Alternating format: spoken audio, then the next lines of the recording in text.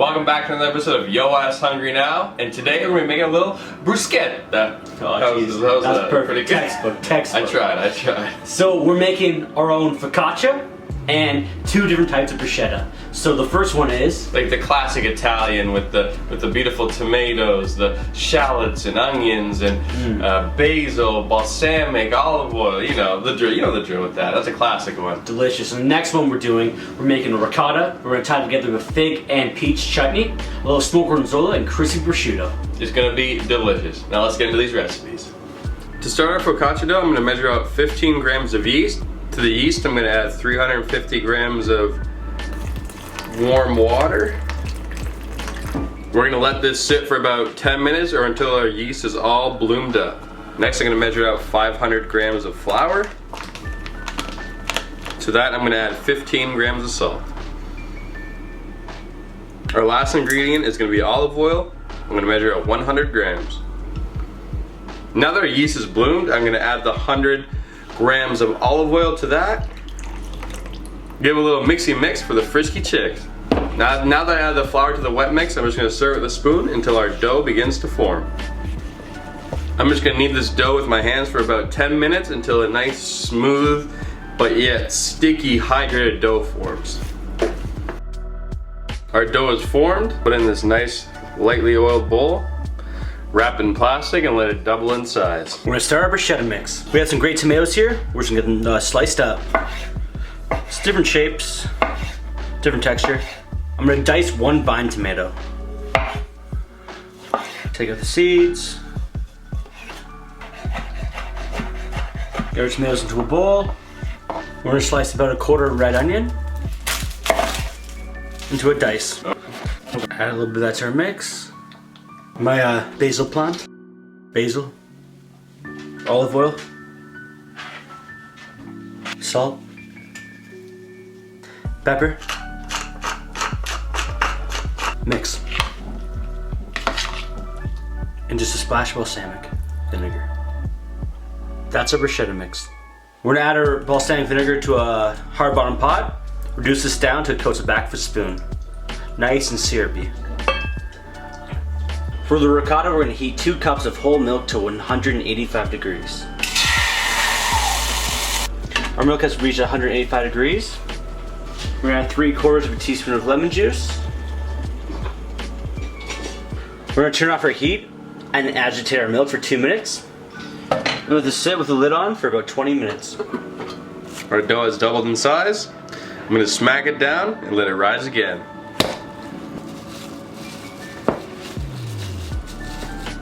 So I've punched our dough down 2 more times. I've let it rise, double, punch it down, rise, double, and punch it down.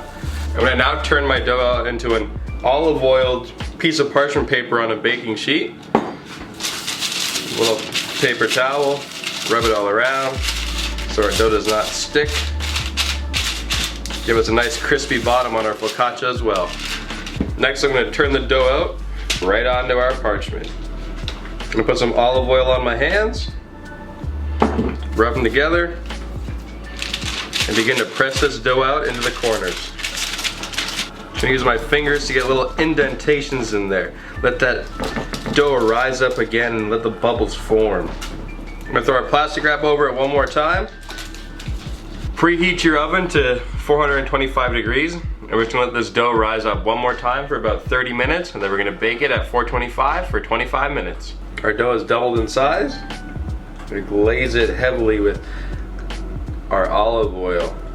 Sprinkle on some fresh thyme, fresh rosemary, a little oregano. It finishes with some nice flaky salt.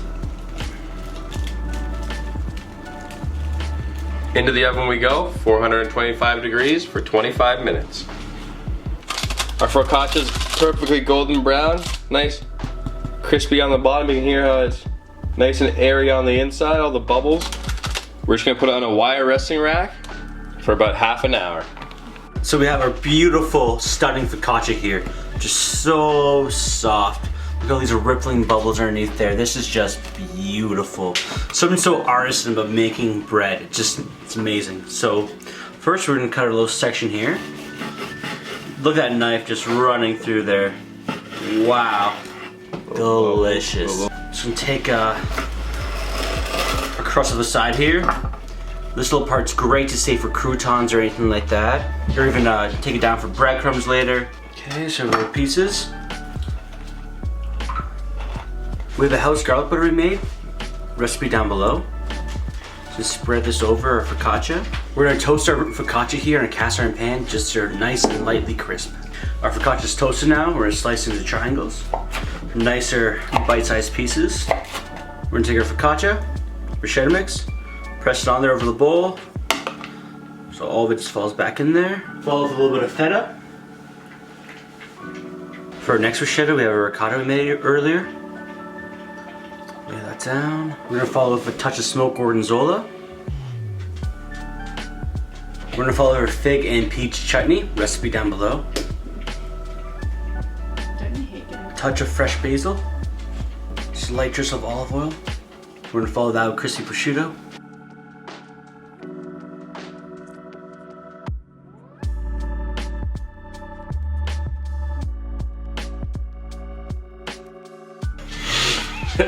All right, it's time to dig in. I'm excited. This bread took a decent amount of time to make, and it's gonna be well worth it. Yeah. Fresh bread hits different. I'm gonna do the ricotta prosciutto fig and peach jam one. I got our classic, and yeah. Let's taste them. Cheers. Mmm. Mmm. The smokiness of that gorgonzola really comes through. Man, just that fresh hop of that basil and just the tomatoes, man, just classic, right? The sweetness of the chutney. Mmm. The saltiness of that prosciutto there. Beautiful. Nice little two-biter. Great for, you know, Canapé. yeah. Awesome. Got a couple people over. Super simple to make. I like this. I like the other ones. Creative. I gotta give it a try. What's phenomenal and flavors and everything. Well, I hope you guys enjoyed that video. Leave a thumbs up if you haven't already. And we'll see you next Saturday. Peace. Bye, guys.